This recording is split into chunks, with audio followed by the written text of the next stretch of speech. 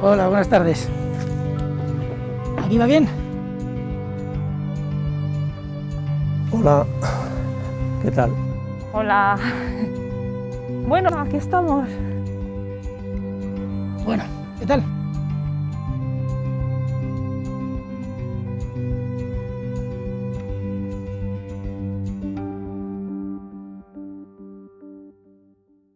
Caspe.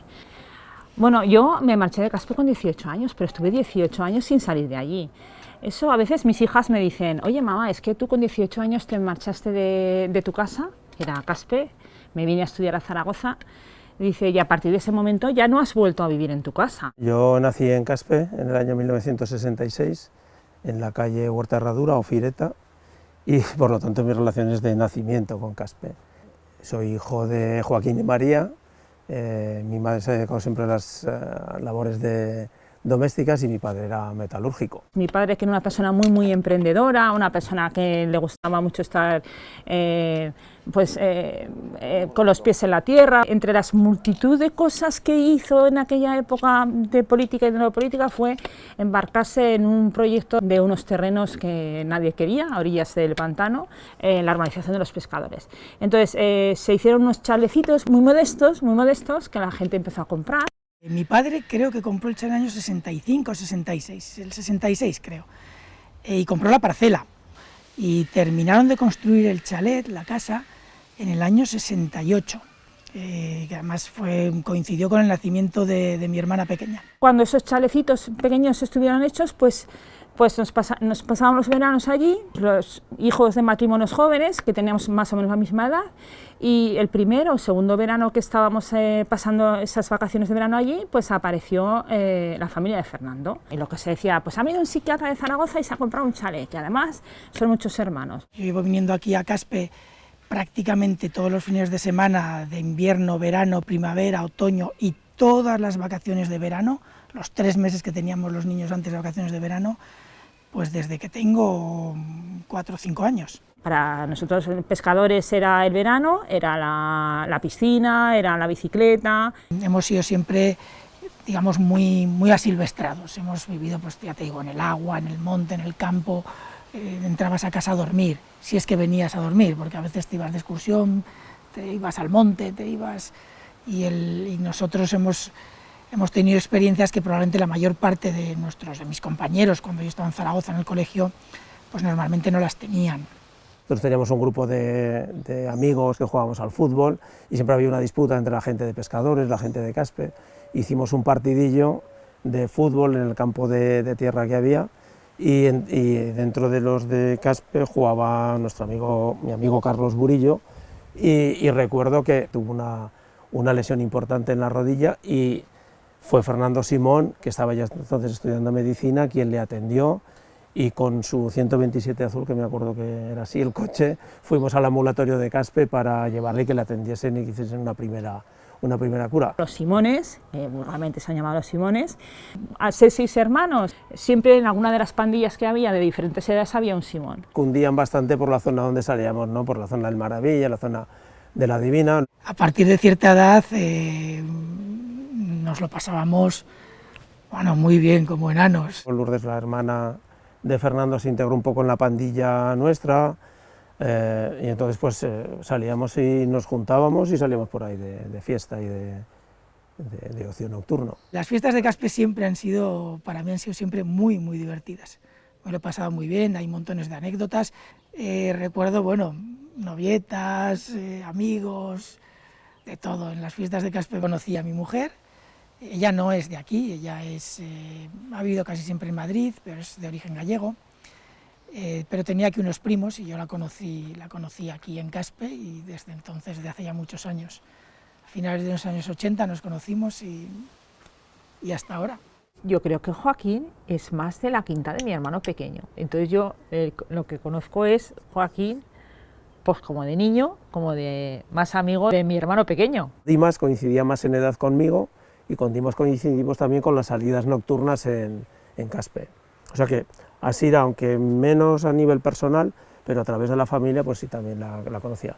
Normal, yo estoy diciendo que yo estuve en Caspe hasta los 18 años, pues no sé cuántos años me llevará con Joaquín, que no sé qué años tiene, pero vamos, es más joven que yo.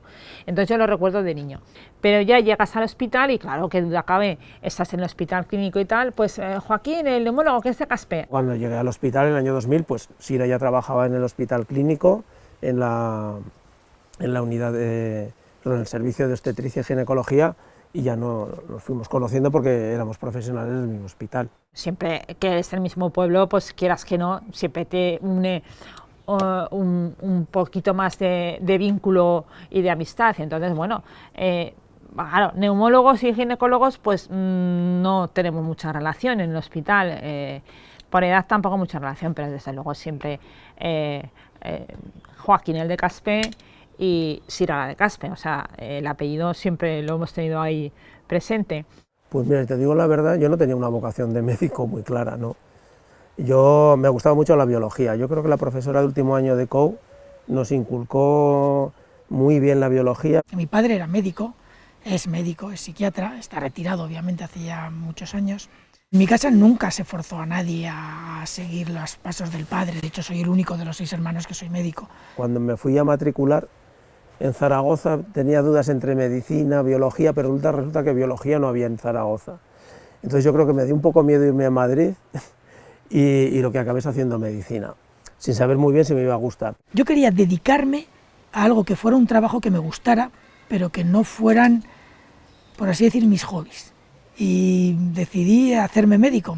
Empecé a estudiarla y empezó a gustarme, y cuando te metes en una carrera de este tipo, medicina, y vas estudiando, vas profundizando y vas conociendo cosas, pues cada vez te vas imbuyendo de todo lo que es el conocimiento y al final te va gustando. Una carrera que me gustaba, la biología, la ciencia, siempre me ha gustado. Segundo, creo que percibí que podía ser útil, y tercero, que podía ser además una forma de poder llegar a donde quería llegar.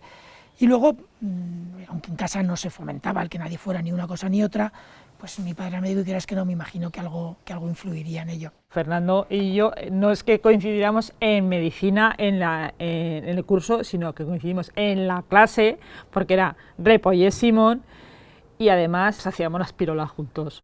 A Sira la conozco prácticamente desde que empecé a venir a Caspe.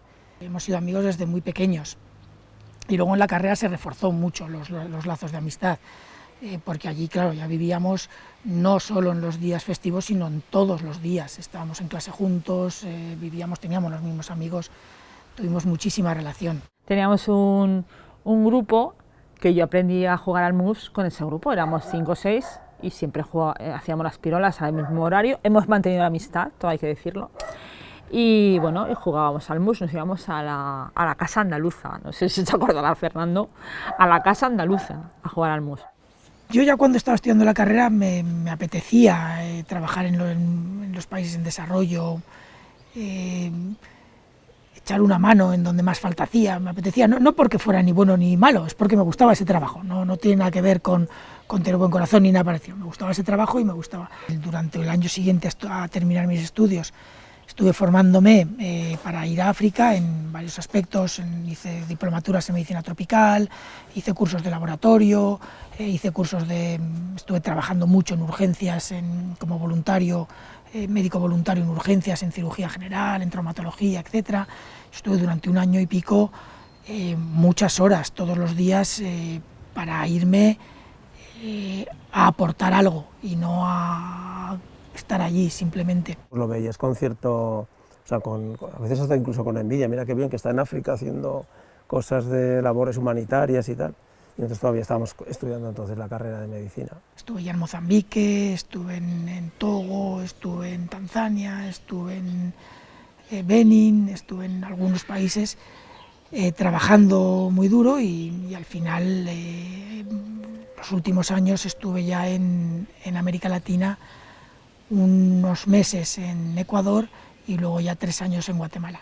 Estuvimos haciendo muchos proyectos de salud pública, de campañas de vacunación, de potabilización de aguas, de nutrición, etc. Y me empezó a gustar la salud pública. Amo muchísimo mi profesión, muchísimo. O sea, yo desde niña he querido ser médico, pero desde que empecé medicina he querido ser ginecólogo.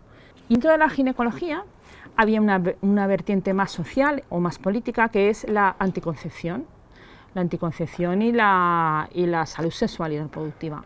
Por la edad que tengo, por la trayectoria que he llevado, pues pude entrar en la Sociedad Española de Contracepción, formar parte de la Sociedad Española de Contracepción, hacer un máster de anticoncepción, tener muchísima relación incluso con el Ministerio, con la implantación de estrategias y de programas de salud sexual y reproductivas. Esa versión más política ha estado ahí, siempre relacionada con mi profesión. Yo toco el clarinete, entonces al tocar el clarinete me gusta mucho la música y vi que había un déficit de conocimiento de lo que pasaba con la función respiratoria de los músicos de viento, de trompetistas, de clarinetistas. Entonces mi trabajo de fin de doctorado fue sobre la función pulmonar en trompetistas y en clarinetistas. Y ahí conocí a un neumólogo, Antonio Sebastián, que luego ha sido muy amigo mío, y empecé a valorar lo que era la neumología, y por eso me gustó. Y cuando tuve que elegir en el EMIR, era una de las opciones que tenía, y en Zaragoza además, y entonces ya salía con mi actual mujer, y eso tiró bastante, los conocimientos que tenía yo de neumología y poderlo hacer en Zaragoza. Tuve la oportunidad de poder entrar en el hospital clínico con la especialidad, porque salió una plaza, y a partir de ahí, desde el año 2000, estoy en el hospital clínico, primero como especialista y desde hace 2 años como director médico. Al cabo de unos años solicité un máster en la Universidad de Londres, en la Escuela de Medicina Tropical, de Higiene y Medicina Tropical de Londres. Es una de las más importantes en epidemiología. Tuve la suerte de que me aceptaran. Me costó todo lo que había ahorrado, pero ahí fui. Estuve de investigador y profesor en la Escuela de Londres, haciendo estudios relacionados con países del tercer mundo, contaminación y enfermedades infecciosas, etc. Conseguí que me admitieran en el programa de formación en epidemiología de intervención de la Unión Europea. Es un programa de 2 años, que entraban, cuando yo lo hice, entraban 7 personas al año.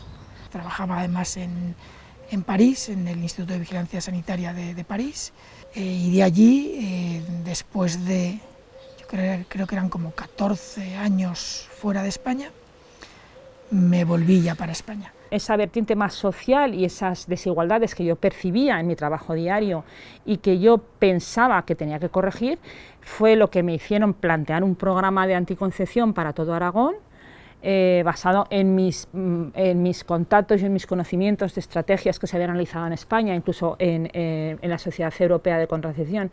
Mi propuesta fue poder implantar un programa de anticoncepción en Aragón que garantizase la equidad de todas las mujeres aragonesas al acceso a la anticoncepción en condiciones de igualdad y de gratuidad. Comencé un poco ya como esa vertiente más de divulgación del programa, pues me invitaban a congresos, me invitaban a ponencias, a mesas de trabajo. El modelo aragonés, que se acabó llamando el modelo aragonés, se habla de él en el Ministerio, el modelo aragonés, y bueno, y ahí empezó ya también un poco más la relación de gestión de la sanidad, de gestión en igualdad, del concepto un poco de sanidad para todos.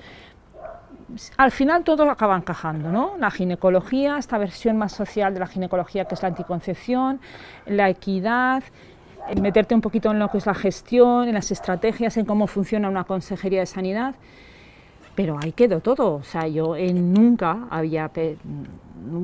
entraba en mis planes ser consejera de sanidad, por supuesto, porque, insisto, yo disfrutaba mucho de mi profesión y estaba en un momento profesional muy bueno. Sira es una profesional bien reconocida en el hospital. Es un servicio que ha tenido mucha potencia dentro del hospital. Es un servicio muy potente, con muchos profesionales, creo que son 26 o 27 ahora, 26 o 27 ginecólogos, en uno de los servicios potentes dentro del hospital, obstetricia y ginecología. Siempre que he hablado con ella, siempre la he visto además muy activa, haciendo muchos programas de calidad dentro del servicio, tal, entonces sí que estaba bien considerada. Profesionalmente, Joaquín es una persona impecable y luego de trato muy amable. Es una persona, Joaquín, con la que se puede con la que es difícil enfadarse, incluso es una persona con la que es difícil enfadarse. Entonces, cuando ya lo propusieron para director médico de hospital, pues hombre, pues mucha alegría. A finales del año 2019, la anterior directora de médico, que era también compañera, es intensivista y me conoce bastante, pues me comentó, oye, me estoy cansando ya del puesto, tal, como me conocía de los cursos de calidad, de gestión y tal, yo te veo a ti como una persona que ya lleva 20 años en el hospital, que conoce muy bien a todas las personas, que tal, podrías estar interesado porque de alguna manera pues son puestos que cansan, que agotan, ¿eh? Entonces, si estabas interesado, el gerente ya le he hablado, me ha dicho que sí, que estaba en perfecta sintonía para que tú pudieses seguir con el puesto y tal, y entonces sí, piénsatelo, porque con lo bueno y con lo malo te pones en balanza en tu cabeza y al final decides tirar adelante. Y si no hubiese, yo creo que personas que se deciden a afrontar estos retos como ser director de un hospital, pues no avanzaríamos, entonces hay que avanzar. Con Joaquín Costan he tenido menos relación, pero sí que es verdad que fue otro de los grupos con los que en algunos momentos yo también salía, tuve menos relación, nos hemos conocido en Caspe, hemos estado por aquí juntos, pero he tenido menos relación, pero desde luego sí que he seguido cómo ha evolucionado hasta llegar a donde ha llegado. Sí, recuerdo que cuando yo empecé, como ya nos conocíamos del hospital y tal, sí que me vino a dar la enhorabuena, estuvimos hablando en el despacho. En ese momento, en enero del 2020, ya ni por asomo pensaba que iba a ser consejera. Yo siempre lo cuento, yo hice una guardia el día 8 de mayo, viernes, en la que salía con mi equipo de protección individual, con mi pantalla, y salía de quirófano a las 6 de la mañana porque tuve una guardia especialmente complicada, y el martes era consejera de Sanidad. O sea, que yo no he dejado de trabajar en lo mío, ni se me podía haber ocurrido en el curso de aquella guardia tan horrible que yo podía 4 días más tarde estar ostentando este cargo en esa consejería. Y luego fue al contrario, pues yo la llamé, le di la enhorabuena cuando la nombraron consejera, le dije que qué valiente, porque nada más en plena pandemia asumir un cargo como el de la Consejería de Sanidad, pues también le dije lo atrevida que había sido. Cuando vi el teléfono el lunes a mediodía y vi que me llamaba el presidente, Javier Lambán, en ese momento no se me ocurrió a mí pensar que me estaba llamando para que fuera consejera de Sanidad. Entonces yo estaba aquí mismo, ahí sentada, y me suelta aquello y me dice, ya sé que es un atraco en este momento, porque fueron sus palabras, pero Sira, mira, ya sabes que en otras ocasiones te lo he dicho, pero en estos momentos necesitamos una persona de tu perfil. Bueno, fue un shock. No me contestes, piénsatelo. Entonces yo me siento y digo, pero a ver, que me ha dicho esto, pero ¿cómo voy a hacer? Si es que no sé, yo lo que pensé es que no tenía capacidad para hacerlo. Sira es una persona que siempre ha tenido una personalidad tremenda, es una persona desde niña, era una persona fuerte, muy sólida, muy responsable, siempre ha tenido mucho carácter que ha hecho, bueno, que haya llegado a donde ha llegado. Tiene además capacidad de decisión, además de ser, y no me gustaría que la gente se piense que digo esto porque es consejera, porque lo he dicho siempre, Sira es una de las personas más inteligentes que he conocido desde pequeña, desde muy pequeña. Y sí que mucha gente me dijo que no, que estaría loca, pero qué barbaridad en este momento y sin experiencia, pero ¿cómo te vas a meter? Y bueno, yo pues al principio pensé lo mismo, pero claro, es algo que dices, ostras, estoy viviendo una pandemia, una situación irrepetible, algo que ha venido sobrevenido, que es una cosa de todos, y me están pidiendo que necesita mi comunidad autónoma, una persona en mi perfil. Sira es que lo aceptó en el momento más duro que se podía aceptar. Hombre, habrá que intentarlo. Por otra parte, decía, pero ¿quién me manda a mí meterme en este berenjenal si yo ahora estoy bien y estoy contenta y yo considero que en mi trabajo soy reconocida profesionalmente, yo estoy... Hay 2 o 3 consejeros de sanidad en España que en la peor situación de la pandemia han asumido cargos, el cargo de consejero cuando lo dejaban otros, y eso requiere mucho valor en los momentos en los que lo aceptaban. Eran los momentos más complicados en los que la gente que lo aceptaba sabían que desde luego a recibir halagos no venían. Venían a partirse la espalda por conseguir solucionar un problema social de toda la población sabiendo que no iban a recibir absolutamente ningún beneficio por ello. Y eso yo creo que es digno de admiración. Un vértigo tremendo, pero al final dije, bueno, lo que hablamos, los trenes pasan en la vida una vez, lo coges, te puedes arrepentir de la vez que lo dejas pasar, pero si no soy capaz, yo lo voy a intentar, si no soy capaz, pues lo dejaré en manos de otra persona que sea capaz. Y allí que me fui. Y Joaquín ha demostrado que es un gran profesional. Joaquín quizás era una de las personas ideales para ocupar ese cargo durante la epidemia. Una persona con experiencia en una enfermedad que afecta sobre todo al sistema respiratorio, una persona con experiencia clínica importante, una persona que ha aprendido a gestionar un hospital en una situación como esta, con unas complicaciones muy, muy grandes. En febrero tuvimos ya algún conato a mediados de febrero, que si alguien que había del AVE, que venía de Corea, se había encontrado mal en el AVE y le habían traído al hospital, pensando que sí podía ser un COVID. Empezamos ahí algunos conatos, pero el día 4 de marzo del año 2020, que fue el primer caso que se diagnosticó en Aragón, que además se diagnosticó en el hospital, yo recuerdo que cuando salió la primera PCR positiva, bueno, hubo un gabinete de crisis, toda la dirección del hospital, gerencia, vino el director general de asistencia sanitaria, bueno, un gabinete de crisis, estuvimos todo el día con prevención de riesgos, con medicina preventiva, todo el día y hasta bien entrada la noche, rebuscando por todos los que habían tenido contacto con el paciente, haciendo listados, bueno, tremendo. Y los primeros días sin dormir, sí, pensando en lo que podía pasar, sectorizando el hospital, lo que os he dicho, poniendo patas arriba, ¿no? Haciendo espacios para el COVID, creció eso en 15 días cogimos como 6 plantas de las 13 que tiene el hospital solamente para COVID, ampliando espacios de UCI. Qué suerte hemos tenido de tener un director de médico de Hospital Clínico Universitario que sea neumólogo, que ha entendido desde un primer momento cuál era la situación del COVID, que es una enfermedad respiratoria. Yo creo que lo más importante no ha sido en el hospital el que yo sea neumólogo y sea director y haya venido una pandemia por un virus que se transmite a través de aerosoles y tal, sino al haber conformado antes de empezar la pandemia un grupo de trabajo con personas de UCI, de urgencias, de medicina preventiva, de prevención de riesgos. Eso fue lo primero que creamos, un grupo de trabajo para orientar las líneas del hospital. Convertido unas estructuras habitualmente muy jerárquicas, muy bien estructuradas, muy estables, en unas unidades completamente adaptables, con una flexibilidad que nadie hubiera pensado que hubiera sido capaces de hacerlas. Una persona solo, aunque tome a veces decisiones, se debe basar en un grupo de gente que sabe más que tú en algunas líneas.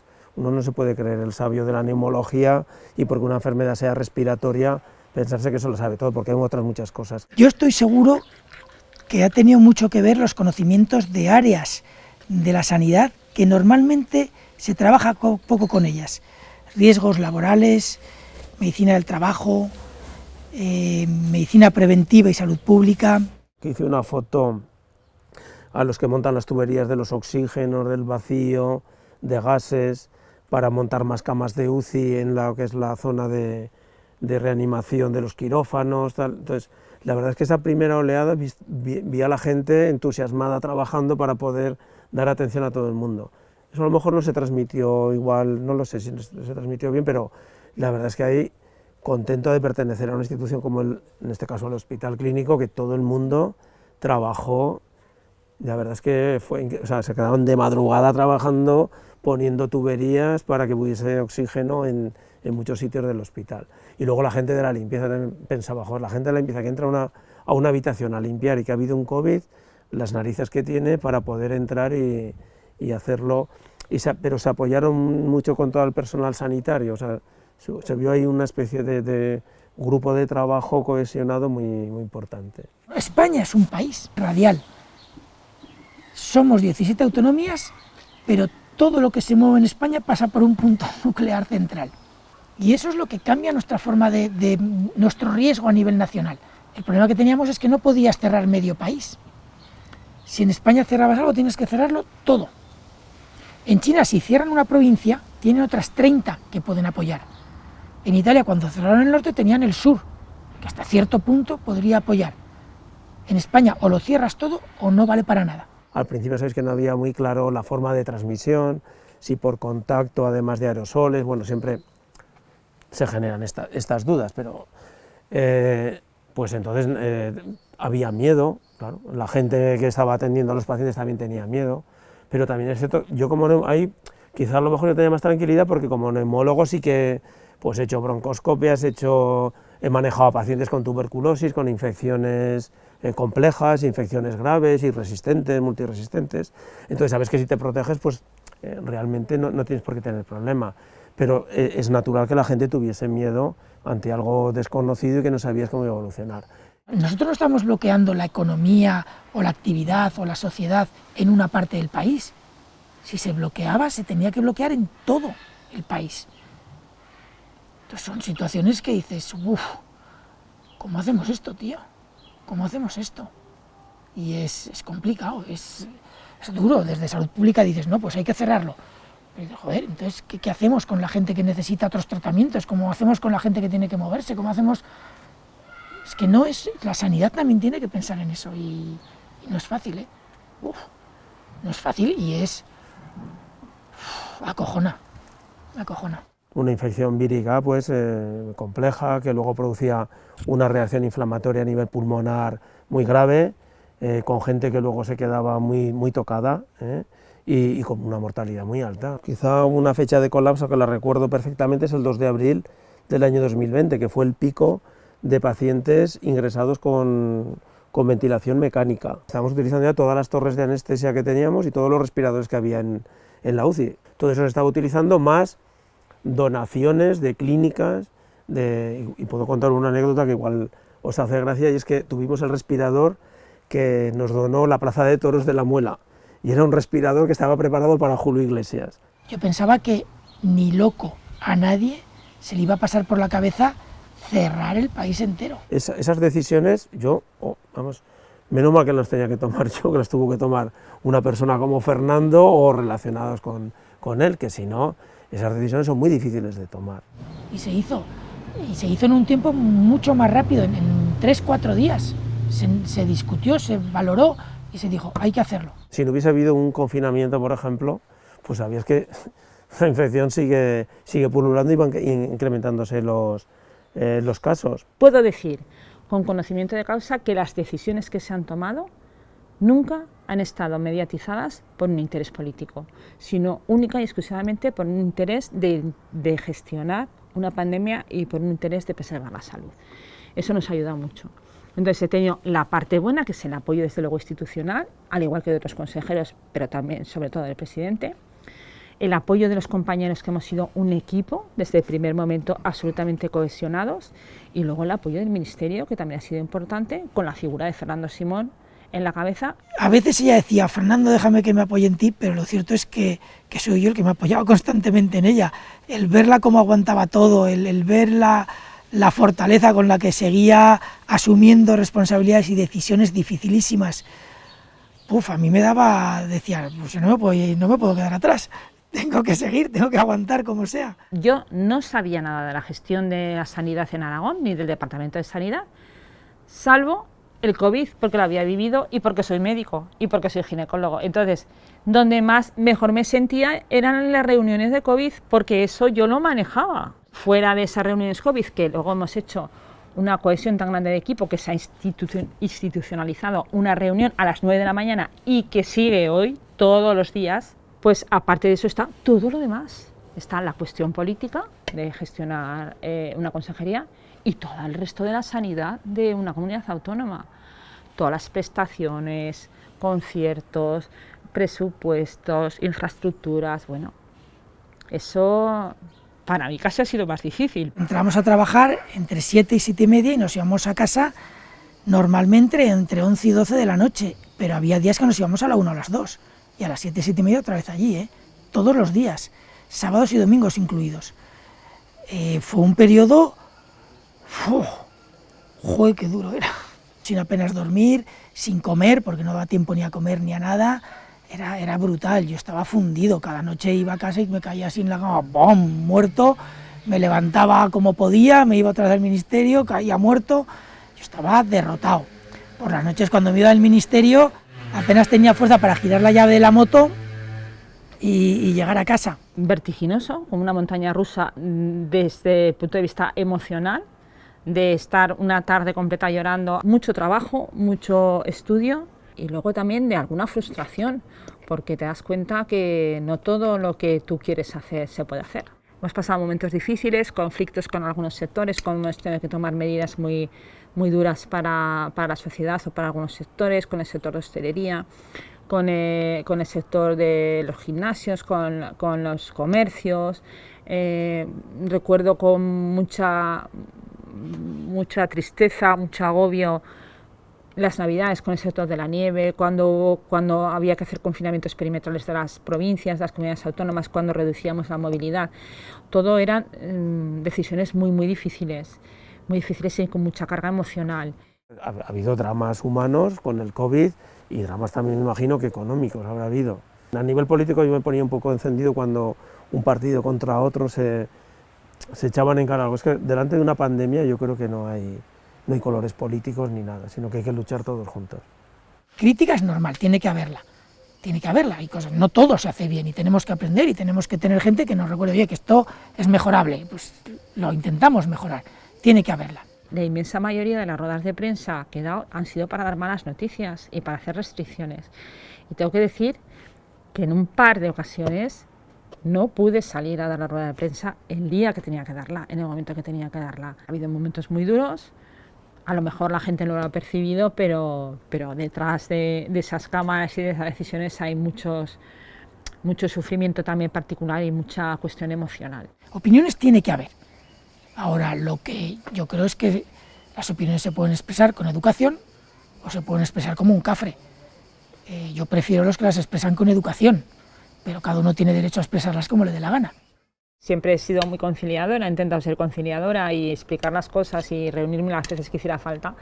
Pues una de las primeras reuniones acabamos un poco a garrotazos no porque estábamos en una videoconferencia, pero bueno, recibí insultos que en mi vida pensaba que iba a recibir, o sea, absolutamente injustos. Me quedé tan impactada que dije, bueno, se acaba la reunión. Me llegaba algún comentario alguna vez, pero no tenía tiempo ni para preocuparme. De hecho, ha habido muchas veces luego que en algún periodista, en algún programa, en alguna pregunta, me han comentado cosas que han dicho otros. Oye, cuando fulanito dijo, yo ni sabía que fulanito había dicho, no me llegaba mucho, ¿no? Es que no tenía ni tiempo, nosotros estábamos a lo que estábamos, el ruido mediático nos traía al fresco, nos preocupaba bien poco. Y yo creo que ahí hay que, a todo el equipo del CAES y a todo el equipo de las comunidades autónomas de salud pública hay que darles un mérito enorme, porque han conseguido mantener la cabeza fría pese a esa presión que afectaba más a nuestras familias que a nosotros, porque nuestras familias sí que tenían tiempo para verlo, leerlo, oírlo. De hecho, ha habido carteles míos en varios establecimientos poniendo persona non grata, una foto mía. Precisamente en algún establecimiento al lado de donde vive mi madre, que tenía que pasar todas las mañanas por la puerta de ese establecimiento viendo mi foto como persona non grata. O sea, no son cosas que sean agradables ni justas.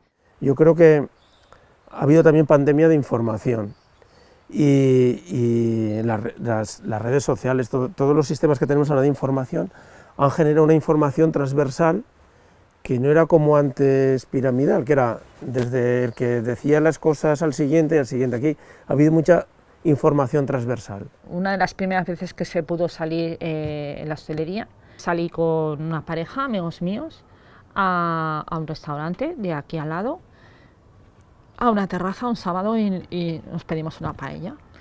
Estábamos 4 personas en el exterior sentados tomando una paella. Bueno, pues me hicieron unas fotos, un youtuber, entonces esas fotos salieron a internet, como que estaba en la playa, saltándome un confinamiento perimetral y que me estaba tomando una mariscada con una tarjeta del PSOE a costa de todos los aragoneses. A ver, vamos a ver, así a priori te puede parecer ridículo, pero eso se le da pábulo.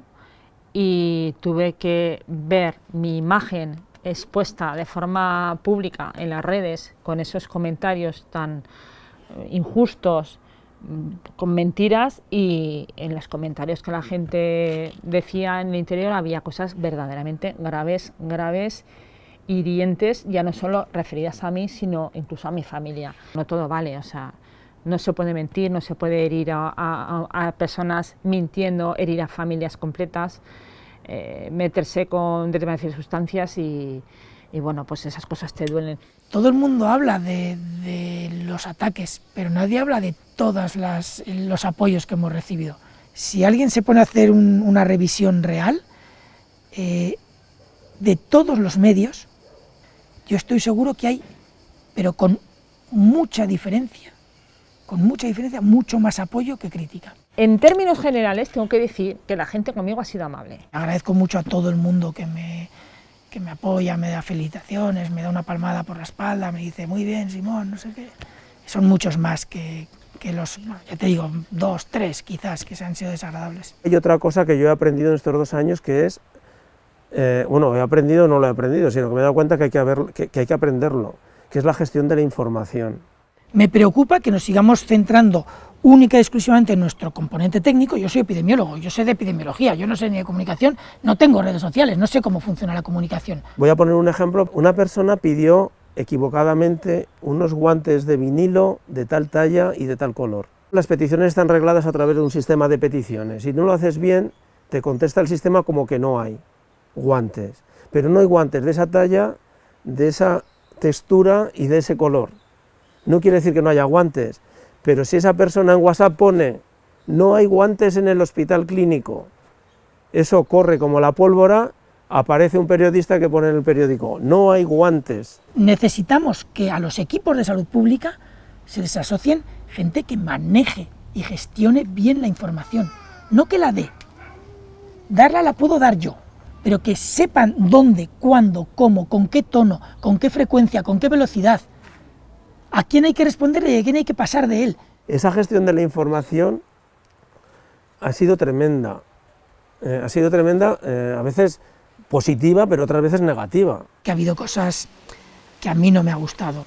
Se ha manipulado informaciones parciales, dudosas, datos no consolidados, se han hecho comparaciones de periodos diferentes, mal hechas, para extraer conclusiones o mensajes. Empezar a manejar esa información, tenemos que aprenderlo desde los estamentos para que no vuelva a ocurrir estas cosas. Yo creo que ha sido más problema de gestión de la información que realmente de un problema real. Aunque en general se ha funcionado bien, ha habido momentos en los que se ha hecho un uso excesivo de la pandemia por intereses poco relacionados con el control de la pandemia. Sí que es cierto que en ese momento, cuando empiezas a necesitar tanto material y no te suministra tu suministrador habitual, puede aparecer la sensación de caos, pero yo estoy seguro que en el hospital no faltaron batas.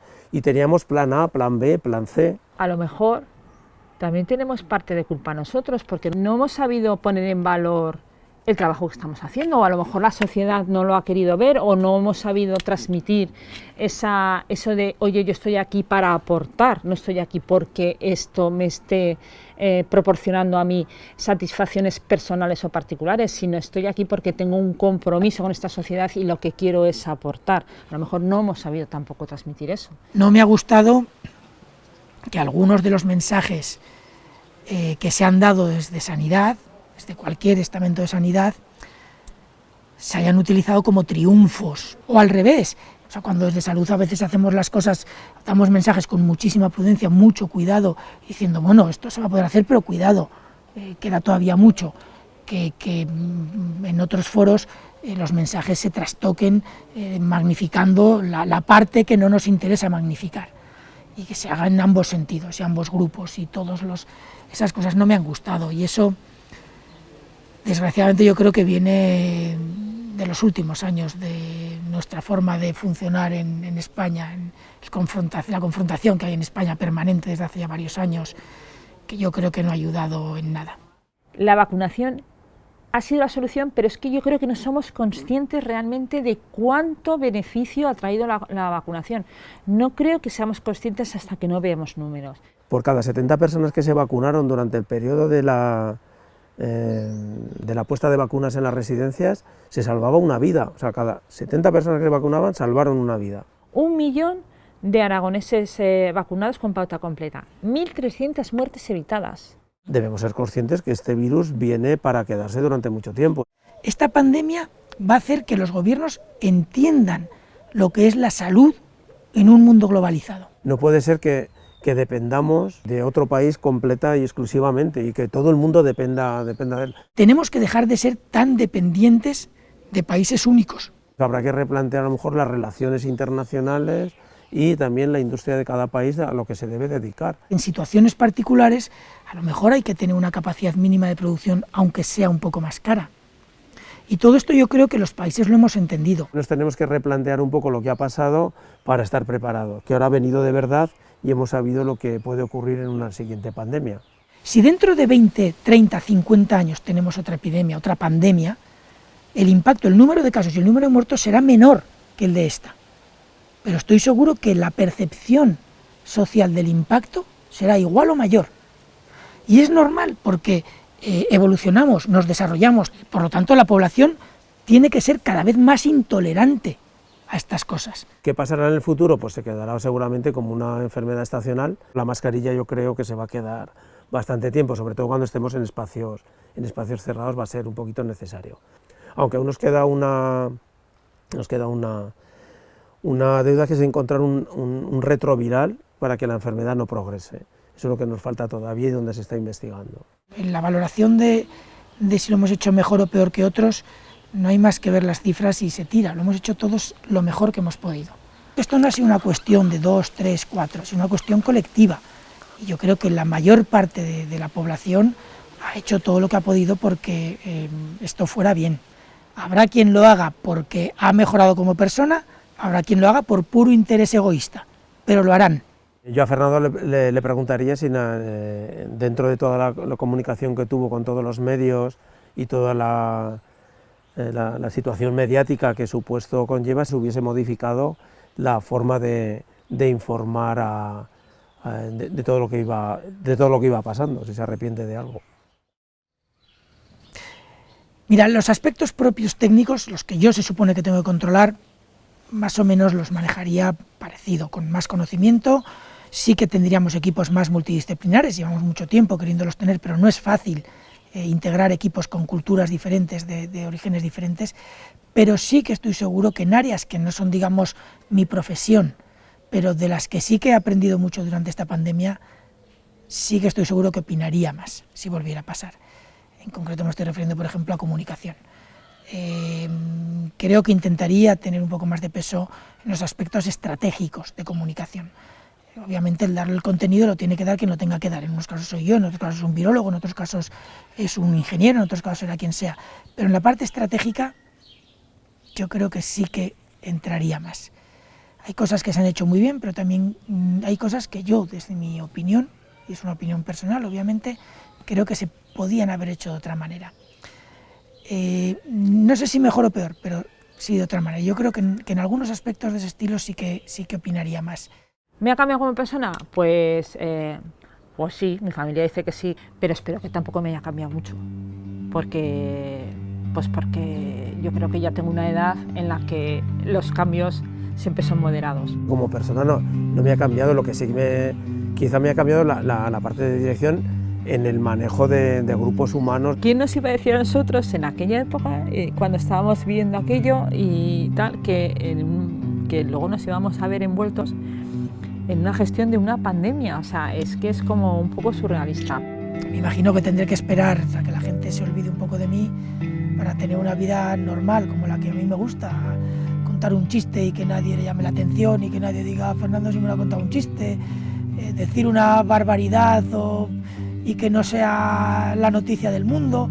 Yo soy un tipo normal, que me gusta estar con mis amigos, tomarme una cerveza, contar un chiste, decir una chorrada, ser irreverente como todos. Pues, me gusta y ahora me controlo más de lo que me gustaría. Y yo creo que llegará un momento, podré volver a ser una persona normal, con mi vida normal y eso es lo que me gustaría. Bueno, Hasta luego, que ha sido un placer, ¿eh? Bueno, genial. Bueno, hasta luego. ¡Hala! Hasta otro día.